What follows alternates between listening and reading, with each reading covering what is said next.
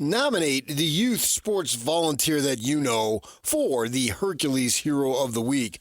Submit your nomination at kslsports.com/contest and then listen every Thursday afternoon to the good guys, JJ and Alex, for the winner. Help us celebrate the efforts of those volunteers making an impact with the Hercules Hero of the Week, and it's sponsored by Hercules First Federal Credit Union and Beehive Meals. You know, boys and girls,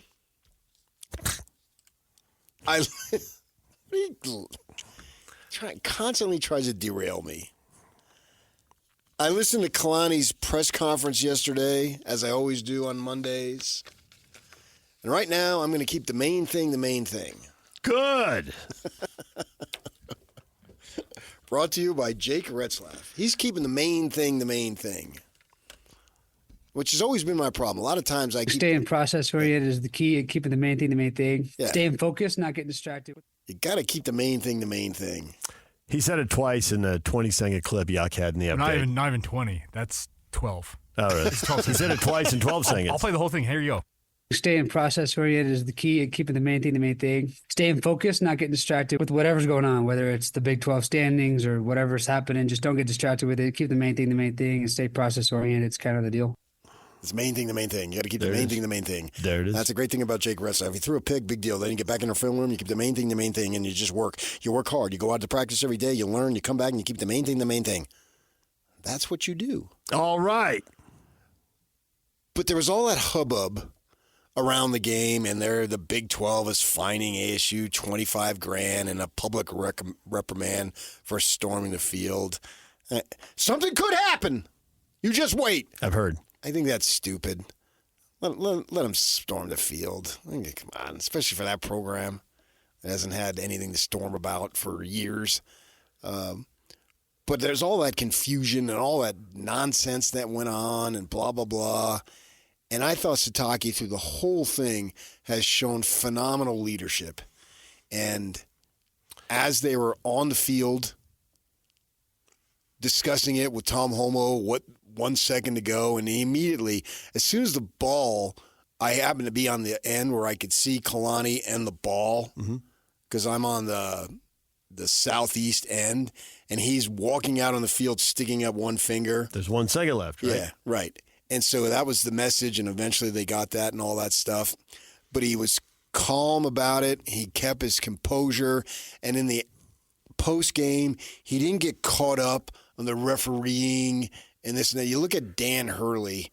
Now, he's a hot-blooded New Jersey guy, right? He hasn't lost his mind since last night. So you're out in Maui. You're supposed to have the Hawaiian shirts and being relaxed. Come on!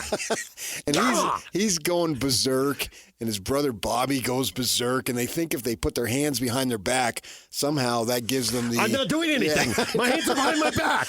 Meanwhile, I've got veins jumping out of my neck. Right. It's not like you're going to hit the guy. So, I mean, we're not going to Jordan Clarkson and put up your dukes here, right? But they love to put the hands behind the back. I have my dukes up. That was classic by Jordan when he did that. Yeah, you go. You got any boxing training? And so he's going nuts. They get a tee. They lose the game. He goes nuts afterward, blah, blah, blah, blah, blah. And Kalani did not do any of that. And then in the postgame, he was sticking to the game. And people were asking him questions about all the commotion and all the craziness, which are all legitimate questions. That's not the point. But he kept the main thing, which was talking about the game. How does a football team play better? Right. And we didn't lose it at the end. We gave up 3 touchdowns. Yeah, we got down right. 21 So he's talking to about all that stuff. And then yesterday, again, they tried to go along. Should ASU be fine? It's Big 12. They're going to handle that. And just the focus is on the football team. They got a huge game. They very well could get in to the Big 12 title game, but they've got to beat Houston. And it doesn't matter what they need one of 2 Wildcats to win. If one of 2 Wildcats win and they win, they're in. It's all about Cougars and Cats this week. They have to win the battle of the Cougars, and they need one of the Wildcats to win their game. Right. That's all. It's not that big of a reach. Heck, Utah needed way more and got it. Doesn't mean they're going to get it. But the point I'm making is I just love how he kept the attention and the focus and the eyeballs on the team playing football. And because he could have got easily got caught up in this and that. Could have been a lot of emotion. And he didn't do any of it. Could have been a lot of complaining. Could have been a lot of wailing and gnashing of teeth. And people have to be consistent with their own personality and honest with their own emotions. Like Lane Kiffin was so down after they lost. I thought he was honest, but he was down. And Kalani has made a point. Now, Kalani, played for Lavelle Edwards and has talked about what an influence he is, but very Lavelle-like. And I'm just like, I'm not super excited. After the wins, we have to keep getting better. Like September football doesn't win games in November. You have to keep improving. And after the loss, okay, we messed stuff up. We got to fix it. Yeah. And so he's just very even He keel. can get emotional in the games and get off the referees, but normally it's because it's the right thing to do. They got a fourth down stop. He was going berserk. He was off the sideline, 5 yards on the field, and pumping his arm. That's who he is, and he likes to dance, and he's put out videos with his kids, and that's who his personality is, so he's fine there. And then, Dillingham's over there going nuts. And people say, well, look at Kalani and look at Dillingham. Well, there is a 15-year age difference. Right, yeah. between the two. So give Dillingham time, and let's see what he's like when he gets there. Right. And the older you get, the more you realize that's really true. Because I remember what I was like at 25 and at 35 and at 45. Right. And so if he's doing the stuff now in 10 years, he'd be dead. You can't. But he's 34 years old in his second year, and he's trying to build something that literally was at the worst it's ever been in the history of the program. So I can cut him some slack there. He's in circumstances each time that this is the first time. And so he's doing this stuff, and he'll learn from it and he'll grow. But Kalani is a 49-year-old man.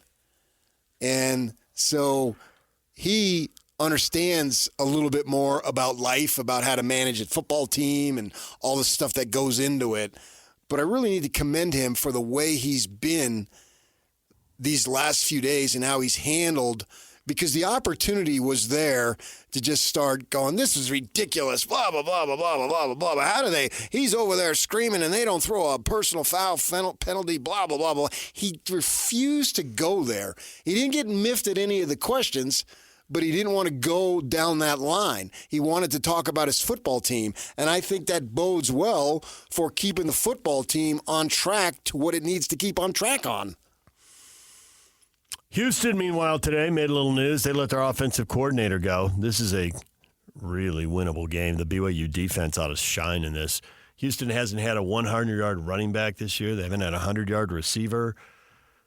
Their quarterback has thrown for 200 yards in a game, and they've used a couple different guys, but they only have one 200-yard passing game out of a quarterback. They've only scored 20 points 3 times in 11 games. This is a team that is so incredibly offensive challenged, and the defense hasn't been as good the last few weeks as it was early in the year, but they had to really shine in this game. Yeah, I mean, they're building. This is the guy's first year. Yep. Came from Tulane, right? Yeah. And Tulane's got a good program. They got a good program this year. And Houston's got a Fritz is Fritz. ton of talent there, so they ought to be on the way up. But right now, so winnable, and the BYU defense ought to look great. Yeah. And you got to give Houston an opportunity to grow a little bit here.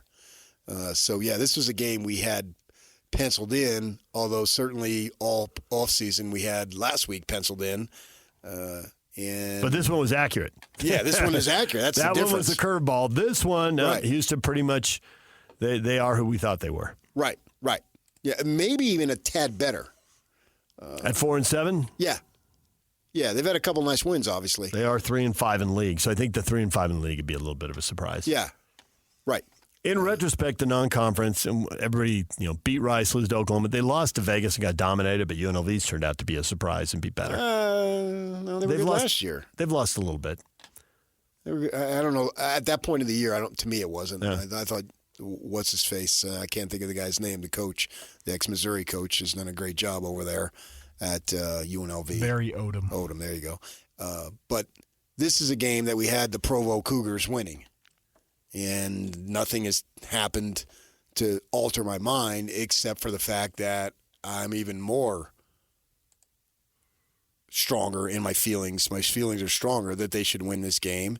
And at that point, it should be somewhere first half. They get the result. They'll have the result of the Arizona schools well before they take the field for warm-ups.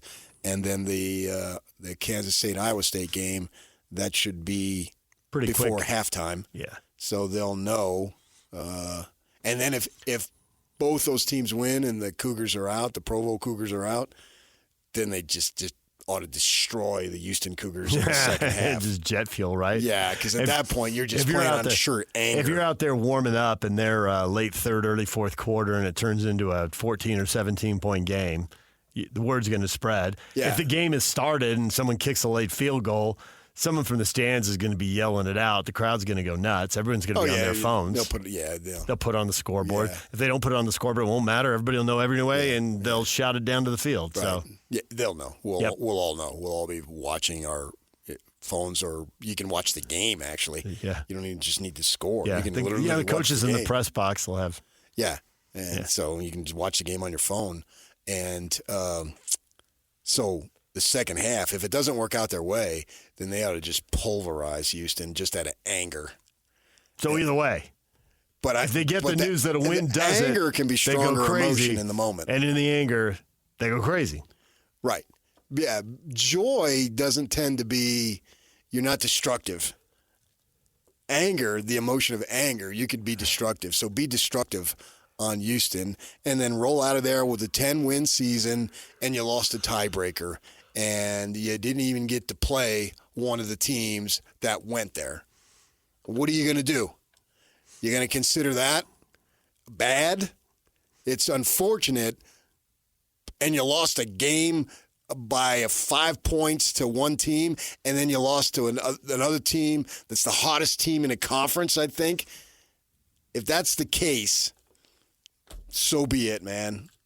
It stinks, but wow, what a foundation. And I think Satake has set that stuff up for them now to go forward and continue to be good. To me, this year, I've seen a lot of growth in how he's handled all the stuff, how he's handled success, because they've had a lot of success. And it was a surprising success, which makes it even more successful. You agree with that? It's a surprising success. Makes it more successful. Makes it more successful. I think it does. Will that be his third? If they win, that'll be his third double-digit win season in 5 years. Like Ohio State and Oregon. Little track record. They've had a lot of success. All right, well, you're supposed to have a lot of success. Yep. So how can it be more successful than the success that you had that makes it successful? No. Well, not for Ohio State, definitely. For Oregon, I guess, because they were picked undefeated. And they beat high. Ohio State. And they won. But they were picked high. They were picked high. Yeah, and come on, with their cash. Nobody had them lower than third. You got Jed Fish comes out and says, the Washington coach, he said, you see that game when Ohio State played Oregon? Those are two $20 million rosters. Sounds like Dillingham. Who sounds like Whittingham? Because all the coaches know. Right. And Fish, I walked the same soil that Fish grew up on. He went to the same high school as my sister in Jersey. He's going to tell it like it is. You can't help but tell it like it is. That's who you are. And so those teams, they should have that. BYU's not rolling around a $20 million roster. Not yet. There we go. You beat me right to it. Not yet. That's for that's basketball. When it they works got the $20 million roster of basketball. When it works in basketball, then. See, they thought they could the link to the big time, they thought there could be another Kansas and Kentucky. Let's just go basketball. That could be our link. Well, now, Satake says, wait a second here, boys. We can do it over here. What if we're Kansas and North Carolina in basketball? And what if we're Ohio State and Alabama in football? Why the freak not? Yeah. Let's go. But the fact that their success has been surprising to me, maybe using the word successful for a redundant amount of times isn't the right word. Maybe the better word is sweeter. How sweet is it at Ohio State? You haven't done anything that you didn't think you were going to do. Look at Ryan Day. You never see joy on that face. Oh, You no. just don't. No, Who they beat Notre Dame last year, and he's ripping Lou Holtz, I know. who's like 95 years old. Who has smiled less over the last 5 years? Not just in the moment, the last 5 years. Ryan Day or Aaron Rodgers. Those two guys looks like the weight of the world on them at all times. I'd throw Saban in there, but now that Saban's done, he's a little more loose. Yeah. Yeah. So that's what makes this sweeter than anticipated, that really no matter what happens, they got to win Saturday. They lose Saturday, well, then closing the regular season with 3 consecutive losses, I can't spin that. And I'm not even going to try to spin that. Especially to a Houston team that doesn't Right. exactly have it going on. Right. Whereas Kansas was hot and ASU's just having a great season themselves. And they're at home, and they barely won. Right. Somebody's got to win. Somebody's got to lose. That will be the problem with the 2 losses, assuming they finish 10-2, is that fans will play the woulda, coulda, shoulda because they're both one-score games and not the backdoor one-score game like that. Like one. Yeah, but you didn't even get a score. shot to play Iowa State. I know. You didn't get an opportunity to play them. That's why I'd be okay with them bringing divisions back. And sometimes they get lopsided. The Big Ten West was all, weak versus the Big Ten East. I get why they went away from them. There's no such pure definition of the word fair. It doesn't exist. There's no examples of it. You can have a definition of it, but I don't think there's any examples. What you try to do is make it as fair as possible, and divisions might be the way to go to make it as fair as possible. DJ and PK, we give away the Jazz tickets. Want to go to a Jazz game Saturday night? See the Jazz play the Dallas Mavericks? We'll give away those tickets next. Stay with us. Now let's get this party started.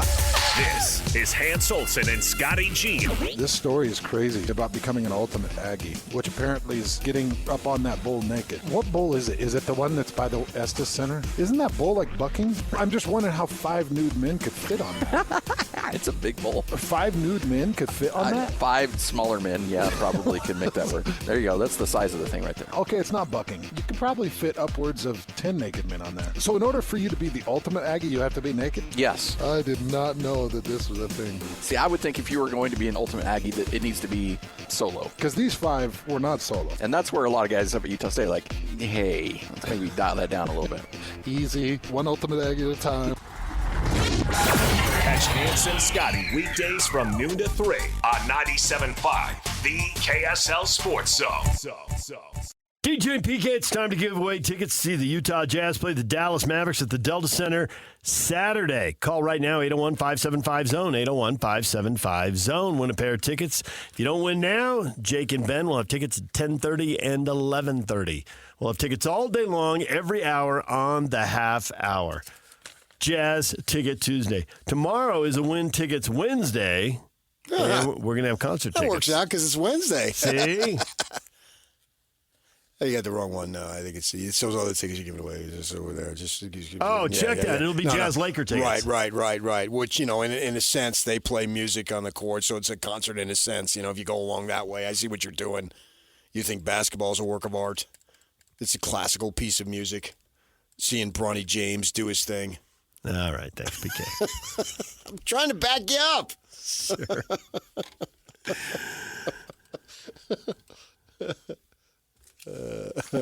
Did the Battle of the Harbaughs, the Monday Night Football game, do it for you? was a good Ravens game. win 30-23. Derrick Henry runs for 140 yards.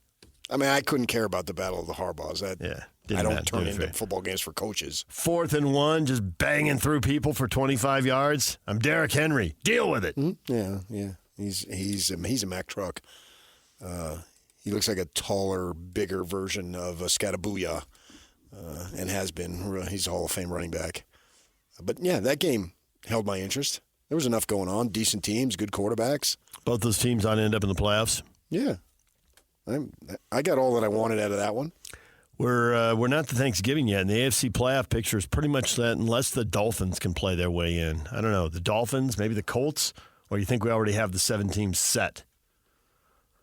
I'm such a baby, yeah, the Dolphins make me cry. Well, there's nothing I can do. I only want to be with you. That's your Hootie and the Blowfish. I got that. It's haves and have-nots in the AFC, and the Ravens and the Chargers are 2 of the halves. And now it's Tuesday, and it's only 2 days till you got an NFL triple header, so you got that going for you, which is nice. And usually we think, oh my gosh, the morning game, that sucks. But now you got the great team in the morning. Now Detroit's good. It's like the Big 12. It's totally upside down. The Lions are great, and the Cowboys are terrible. Yeah. Putting the Cowboys Lions and Giants? Cowboys and Giants? Cowboys and Giants seemed like a good idea when they did the schedule, and now it seems like that's the perfect time to eat and not watch football. I think it's like 1975. I'm a boy again. Pat Summerall calling the game with Tom Brookshire. Or John Madden. Big hole. Touchdown. Nice. Good. I like it. Yeah. I might have watched a few Thanksgiving games with Pat Summerall. Yeah. He was a minimalist when it came to broadcasting. Ah, good for him. Well, I can see the play. I don't need him to go 50, 45, 40, 35, 30. Keep that on the radio because I can't see it on the radio. On TV, I can see the yard lines going by. Yeah. But the Lions, they're, gosh, Campbell, wow. What a fun. And there were some people who didn't think that was a good hire.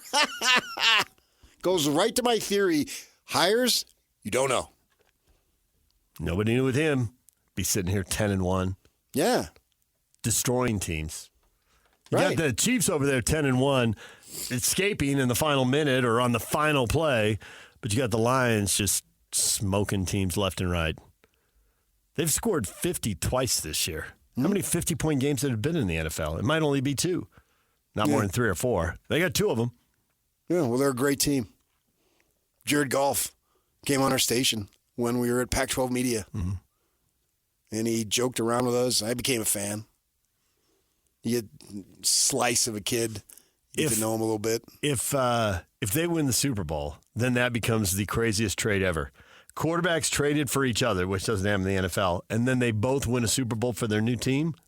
That'd be outrageous. That's the win-win trade. Never happened before. Yeah. It would be. You traded your quarterback for another quarterback, and you both got a Super Bowl championship. It would be a bigger story for golf to do it because the Lions had to come back from way more than the As soon as the Rams made the trade, it was thought, well, they're close. Well, and they'd already been there with Goff. So it's like they just need a little more. And they were giving up on golf. It seemed like, okay, you weren't good enough, son.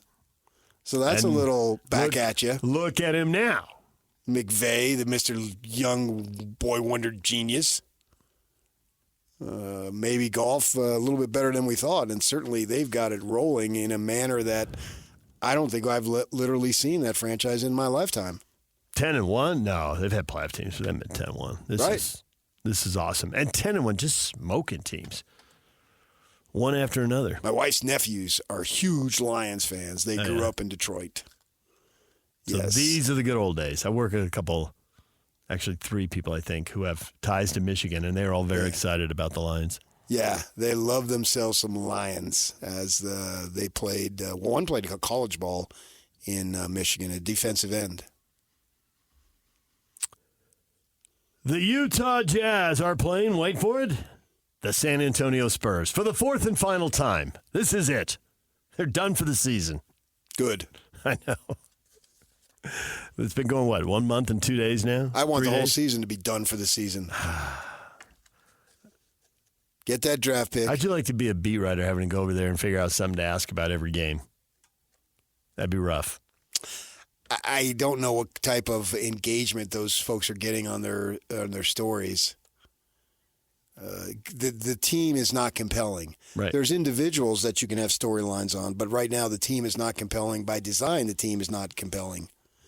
To me, it's much harder to be Will Hardy in these press conferences because you only have to ask 2 or 3 questions. He has to answer every one of them. Stay upbeat, stay steady, stay on message. Instead of throwing a hat in your hands like, can we all just go home and I'll see you back here next year? There's nothing left to say. There's nothing. No. It's just play the string out and get to another opportunity to infuse more talent. That's where we're at. I mean, it doesn't mean I won't watch, but it's not. The team right now is not compelling. There are not to say that it can't be down the line because they can make trades. And we didn't even mention it. They sent Cody Williams down to the G League. I think that's a little bit of a blow. I probably think it's the right decision. I was hoping it wasn't, but he looks totally overmatched. His body looks like he's 15 years old. He's skinny. Yeah, at least with Flipper and Collier, they don't look physically totally out of place. They're thicker. Yeah. He is so slight. Right. To me, that should change over 2 or 3 years. I see Exum. Yeah. Oh, really? Like, he doesn't belong here right now. Now, we know what happened to Exum, and to all the injuries. Good extent, he was derailed by injuries, so we don't really know what he could have been, but he couldn't shoot, and that's, in today's game, that's if you're a perimeter guy who can't shoot. That's a major problem. That is. And you have really got to find the right team and the right system just to fit in and be a role player. Right. But fortunately, they traded that for Clarkson. Williams, he doesn't belong right now, so go down there and weight lift and eat and do all that other stuff and work on your game. I assume we'll see him later in the year. That's how it's worked with other guys in previous seasons, so we'll see. San Antonio comes in having won 3 in a row. They were terrible and got the top pick and got Wembayama, and now in his second year, they've got a winning record, 9-8. Man, that's a major advancement for them, and I think Chris Paul's helped them. And nice There's wins. no future with Chris Paul there, right?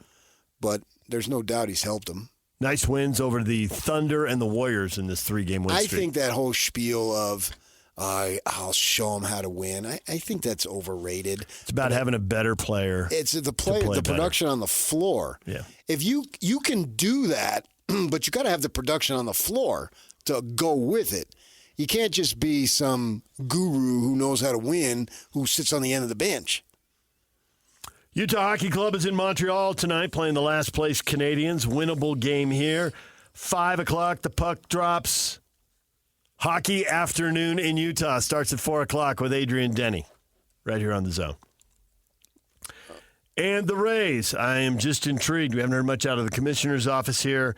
There's a vote coming up now. The Tampa Bay's have until Sunday to declare whether they want to commit to the construction of a $1.3 billion stadium originally voted on in July. So it's not a current vote, but they have to react to this. Are they going to do this? Because there's a chance they won't agree to the new deal and that they want to work on a new solution. Starting over, as the commissioner said, no expansion until the Rays and A's stadium situations are sorted out. So if the Rays are going back to square one, what are we doing? I heard him say no stadium, no expansion. You heard him say that? Yes.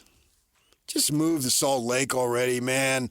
We got a burning economy. We got Hatback just going to make downtown look like New York City.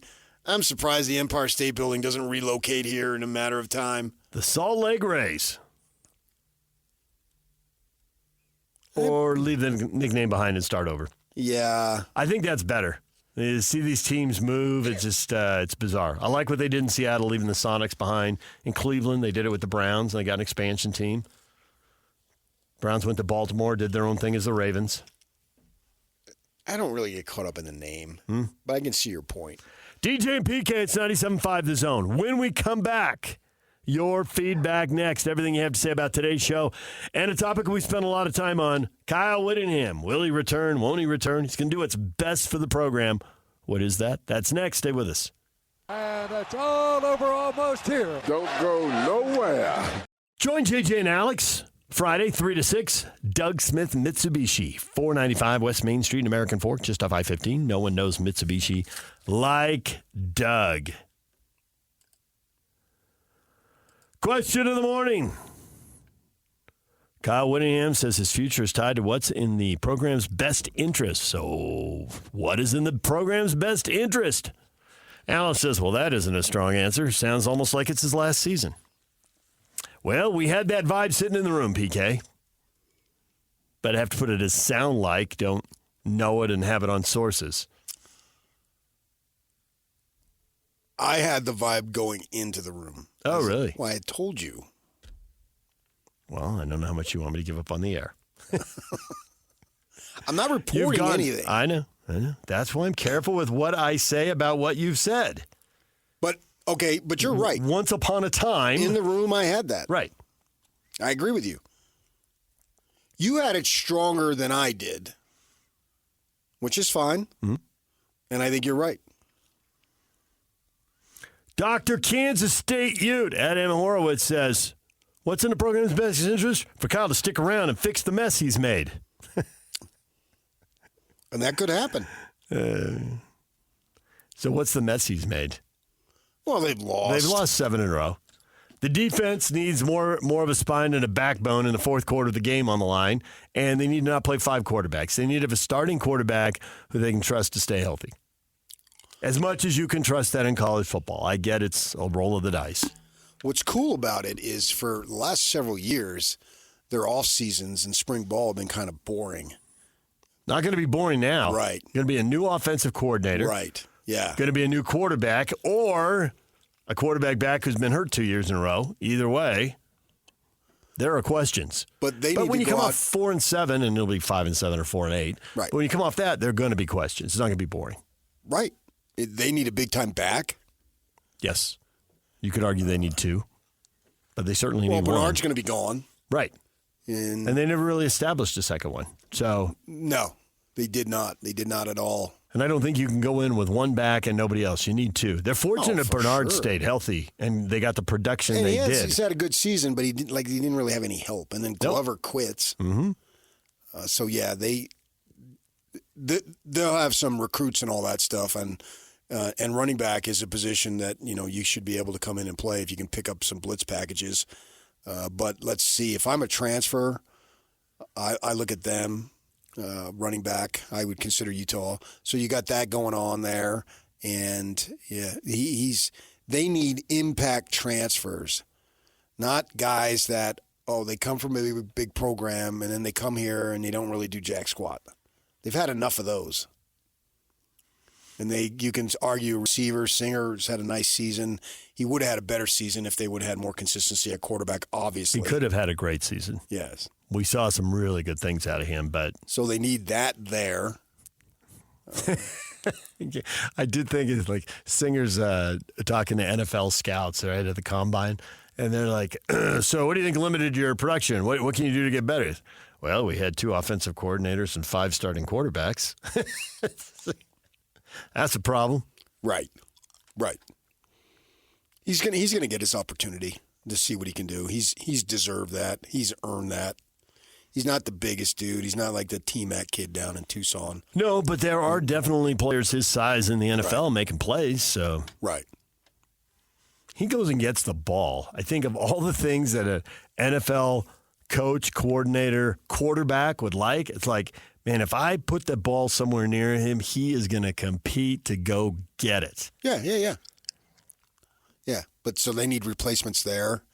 So these next several weeks with this transfer thing and how much money they can offer and all that stuff, it's going to be real interesting. This is not a quiet time. And that's usually the case when, as you just said, when you have a losing season. It's on. Yeah, there is no quiet time. That's really when you can go to work improving the roster. It's hard to improve the roster during the actual season. The die is largely cast. Yeah. You got to get through that season, and then they come back, and away they go. Donovan Mitchell says 1 more year. Kyle's too important of a figure to go out like this. But it's not about Kyle and how he goes out. It's about the program. He said it like 3 times. When he takes multiple questions and he keeps giving you the same answer, he may be right and he may be wrong, but he's not crazy. That's what he believes. Well, that's why if he goes out like into this, some Eagles lyrics right there. If he goes out like this will be a complete and total selfless act. Chris says, what's right for the program is making a change at the top when the team is bottomed out to allow changes to be made with a fresh start for Morgan Scalley. That could be. That could be. Right. That's why we asked the question. And he may say, yeah, that's what it is. U State Iceman, Jack's always listening. Kyle probably figures his best interest is to retire from Utah and go take the head coaching job at Utah State. Very promising for Kyle. Makes sense. Laughing, crying emoji. I would just take that as a ridiculous comment and a compliment from a big-time Aggie fan. Well, was somebody reported Jay Hill interviewed? And somebody out there had that? There's reports out there he's one of the finalists up in Logan. He's a finalist up in Logan. And Bronco Mendenhall, was that out there? Well, so they have said that at least one sitting Mountain West head coach is in that group as well, and that either, to me, is either Ken Niumatalolo or Bronco, one of those two. Kenny. Because of their connections to the state, obviously. What connection does Ken Niumatalolo have to Utah outside of being Mormon? Member of the church. That's enough? No, it's not. Have you not lived here for 30 years? That's not enough. That might be enough for some people, but I don't think that's a direct connection. Yeah. All right, come on down. So somebody over in Tunisia who's up for something, some soccer thing, and he's LDS or she's LDS, that means they're going to come running to Utah? And he's been a D1 football coach. Not in Utah. Not in Utah, but he's been a Division I football coach. And he's a member of the predominant faith. Does that make you a finalist? No. If you're good enough, it makes you a finalist. Well, the fact he coached for 20 years suggests he's pretty good and he knows something, right, or he wouldn't have held on to his job for 20 years. The other stuff is down the line. Let me subtract that. You need to have a familiarity with the state, like Ron McBride did. Right. But it wasn't the fact that he was LDS. Ron McBride's not LDS. Right. You do not automatically get that living on the eastern side of the country. Understood. That is 100. All joking aside, right. That's not an automatic. But you don't have to be LDS to have that. You do not. No. There's plenty of guys who understand it. Mac totally got it, and it's like, we're not winning with local recruits because a lot of them want to go on missions, and we're not accommodating that. So he flipped it. Right. Yeah. Like Sharif Shaw gets it. I'm sure he gets it. He played here. He's lived here. He's coached here. So I don't care what his faith is. I care that he understands the landscape of the state. That's the point I'm making. So both Ken and Bronco are in their first year, right? Is Ken in his second? He's only had one. No. Yeah, 1 year, right? Yeah. Because he was at UCLA. Yeah. Correct, yeah. Yeah. So they've each had 1 year. Wow, 1 year, and then you move to another school in the conference? That kind of breaks with tradition. But tradition is just taking a beating upside the head in college football these days anyway. Ouch. Yeah, right? All right, Jake and Ben coming up next. They're giving away Jazz tickets at 10:30 and 11:30 right here on The Zone.